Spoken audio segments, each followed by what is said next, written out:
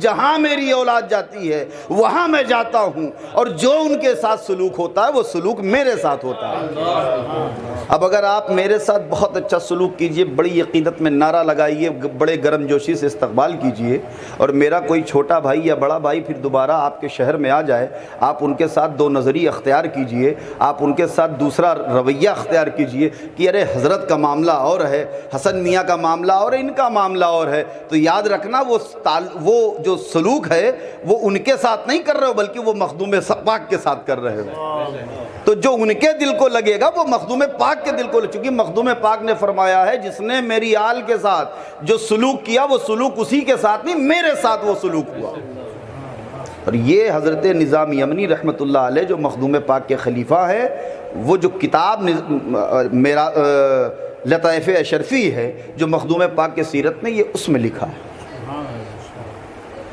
محبت ایک ایسی شے ہے، اگر نسبت سے محبت ہے، مجنوں سے پوچھو کہ مجنوں لیلا کے گلی کی مٹی کو کیوں چوم رہے ہو،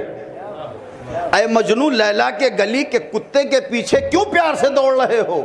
تو مجنوں کہتے ہیں کہ ارے لوگوں، مجھے کتے سے اور مٹی سے نہیں مطلب ہے، مجھے تو کوچے یار سے مطلب ہے، مجھے تو لیلا کی گلی میں اس کے چلنے سے مطلب ہے، میں تو اس مٹی سے پیار کرتا ہوں جس پہ قدم رکھ کے لیلا چلتی ہے۔ تو جب لیلا جس گلی میں جس زمین پہ چلے،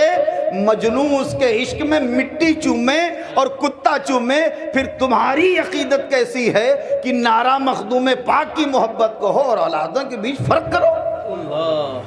یہ محبت نہیں ہے، یہ مفاد پرستی ہے، اور اس مفاد پرستی میں اگر اندھے بن کے زندگی گزارو گے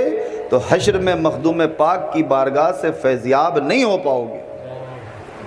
محبت اس کا نام، پورے خانواد اشرفیہ کے اور جتنے بھی بزرگان دین کے سلاسل ہیں سب سے محبت کیجیے،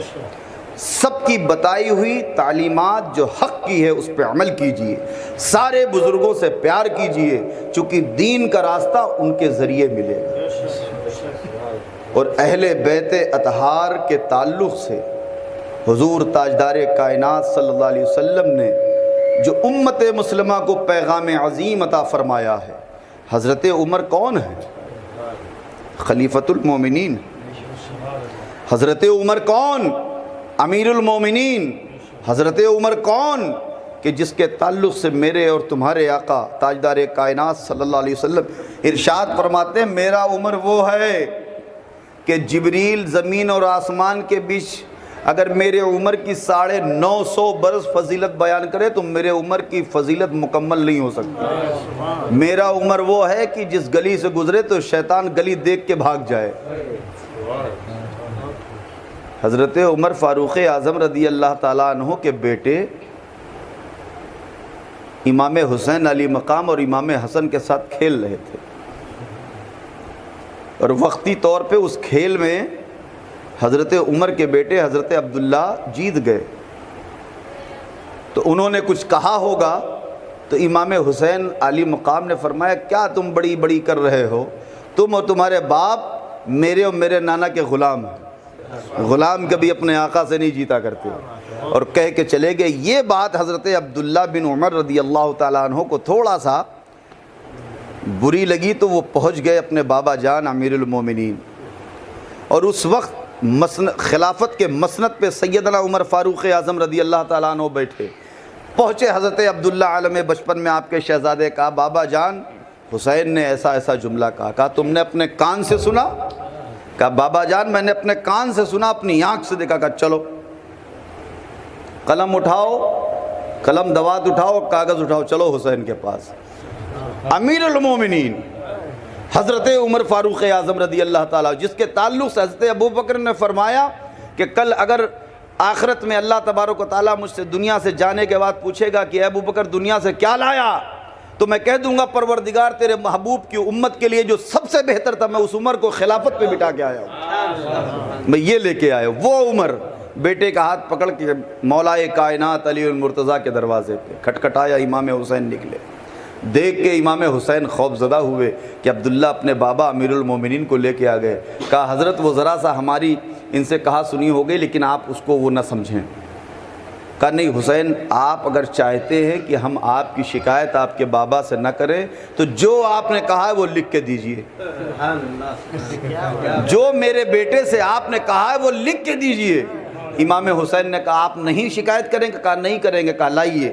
کاغذ لیا، قلم دوات، لکھا عبداللہ بن عمر اور حضرت عمر بن الخطاب رضی اللہ تعالیٰ عنہ میرے یعنی حسین ابن علی اور میرے نانا حضرت محمد صلی اللہ علیہ وسلم کے غلام ہیں، نیچے دستخط حسین ابن علی۔ ہاتھ سے لے لیا، امیر المومنین نے اسے چوما، اپنے بیٹے کی طرف مخاطب ہوئے کہا بیٹا دو جہاں میں کامیابی کی سند مل گئی۔ یہ ہیں اہل بیت کے مراتب۔ یہ چند لوگوں کے ساتھ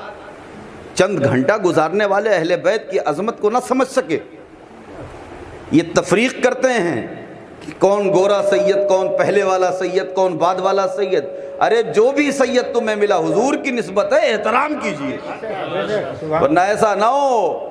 کہ ایک شخصیت کی نسبتاً تعظیم کر کے تم حضور تاجدار کائنات صلی اللہ علیہ وسلم کے کسی اور دوسرے اہل بیت میں کسی سید کی توہین کر کے گمراہ ہو جاؤ۔ اللہ تبارک و تعالی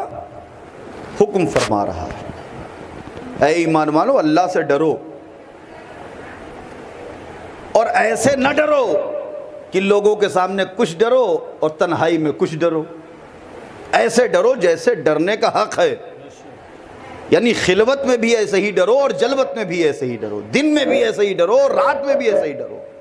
اللہ تو ہر جگہ ہر شے پہ قادر ہے، ہر وقت دیکھ رہا ہے۔ یہ نہیں کہ کسی اللہ والے کے سامنے بیٹھ گئے ہو تو الگ ڈرو، اور پیٹھ پیچھے ہو گئے تو کچھ بھی کہو الگ ڈرو۔ دیکھو اللہ تو سب دیکھ رہا ہے، اور یہ یاد رکھیں کہ یہ پوری کائنات کو جو اللہ نے تخلیق کیا ہے یہ شان مصطفیٰ کو اجاگر کرنے کے لیے کیا۔ اب اللہ فرماتا اے ایمان والوں اللہ سے ڈرو، ایسا ڈرو جیسے ڈرنے کا حق ہے، الا وانتم مسلمون۔ مسلمان کیسے مرتا ہے؟ مسلمان اللہ کو راضی کر کے مرتا ہے، محبوب کا غلام بن کے مرتا ہے، زندگی کے حقوق کی ادائیگی کر کے مرتا ہے۔ یاد رکھیں آج جو حالات پوری دنیا میں ہماری قوم مسلم کی ہے وہ اپنے ذاتی اعمال و کردار کی وجہ سے، ہم میں اتنا زیادہ نفس حاوی ہو گیا ہے کہ ہم یہ نہیں سمجھتے کہ ہماری جو زندگی آج یہ جو بھی محفل جس خوشی میں ہے تو موضوع کچھ بھی ہو، دراصل ہماری زندگی کے ہر کام کا موضوع رضا الہی ہونا چاہیے۔ ہمیں یہ دیکھنا چاہیے ہر کام سے قبل کہ اس کام میں کوئی ایسا عمل تو نہیں جس سے ہمارا رب ناراض ہو، ہمارے محبوب صلی اللہ علیہ وسلم کی سنت پامال تو نہیں ہو رہی۔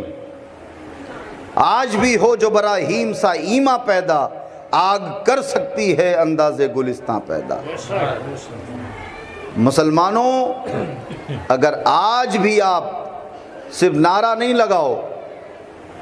کہ ہم مخدوم کا دامن نہیں چھوڑیں گے، غوث اعظم کا دامن نہیں چھوڑیں گے، خواجہ اجمیر کا دامن نہیں چھوڑیں گے، عمل کرو ان کی تعلیمات پہ۔ محبت کا کیا تقاضا ہے؟ محبوب کی اداؤں کی نقل کیجئے۔ محبوب کی اداؤں کو چھوڑ کے تم چادر چڑھانے کو نقل کر رہے ہو، فاتحہ کرانے کو نقل کر رہے ہو، ارے وہ کرو، لیکن جو اصل ہے ان کے پیغامات پہ عمل کرو، ان کی تعلیمات پہ عمل کرو، مسجدوں کو بھرو، دین پہ چلو، اچھے اعمال کی اپنے اندر عادت ڈالو، اپنے پڑوسیوں کا خیال رکھو، اپنے بھائیوں کا خیال رکھو، اپنے والدین کے حقوق کا خیال رکھو، اپنے بچوں کو دینی تعلیم دو، اپنے بچوں کے آخرت کا، دنیا کا، اپنی عورتوں کے جو ایک شرعی ماحول، سنتی ماحول، اس کا خیال کرو۔ لیکن آج کیا عالمیہ ہے کہ ہمیں ظاہر پہ بڑا زور ہے کہ ہم کوئی ایسا کام کریں جس سے ہم بہت بڑے آدمی کہلائیں، ہم کوئی ایسا کام کریں جس سے ظاہر ہو کہ ہم بڑے شان والے ہیں۔ شان تمہاری اس سے نہیں ظاہر ہوتی تمہارے پاس پیسہ کتنا ہے، شان اس سے ظاہر ہوتی ہے تم غلام مصطفیٰ کتنے بڑے ہو، شان اس سے ظاہر ہوتی ہے کہ تمہارے اندر نماز کی پابندی کتنی ہے، شان اس سے ظاہر ہوتی ہے کہ سنتوں والی زندگی پہ عمل کتنا ہے، شان اس سے ظاہر ہوتی ہے کہ تم اپنے بزرگوں کے تعلیمات پہ عمل کتنا کرتے ہو، شان اس سے ظاہر ہوتی ہے کہ تمہارے اندر امت کے بیچ اتحاد کا نسخہ کیا ہے۔ تو ضروری ہے کہ ہم جس بھی سلسلے سے مرید ہیں، جس پیر مرشد برحق سے مرید، ان کی تعلیم پہ بھی عمل کریں. اور یاد رکھیں کوئی بزرگوں کا، کسی بزرگ کی یہ تعلیم نہیں ہے کہ تم امت میں خلل ڈالو. کسی بزرگ کی یہ تعلیم نہیں ہے کہ ایک کی تعظیم کر کے دوسری کی توہین کرو. یاد رکھیں یہ وہ عمل ہے جو آپ کی نیکیوں کو کھا لے گا. دل جوڑنے والے کو اللہ تعالیٰ نے شب معراج میں آقا صلی اللہ علیہ وسلم سے جب حضور بار بار اللہ تبارک و تعالیٰ سے مطالبہ فرما رہے تھے کہ اللہ میری امت کو بخش دے، میری امت کے معاملات میرے حوالے کر دے، تو اللہ نے یہ بھی فرمایا تھا محبوب میں تمہاری امت کے اس شخص کو بے حساب کتاب بخش دوں گا جو کسی ٹوٹے دل کو جوڑے گا. تو کسی غریب کے، کسی مسکین کے، کسی یتیم کے، کسی بھائی کے، کسی پڑوسی کے ٹوٹے ہوئے مایوس دل میں اگر روشنی، اگر امید کی تم ڈال کے اسے جوڑو گے تو یقین جان لو اللہ تبارک و تعالیٰ کی بارگاہ میں بڑے اجر کے مستحق ہو جاؤ گے.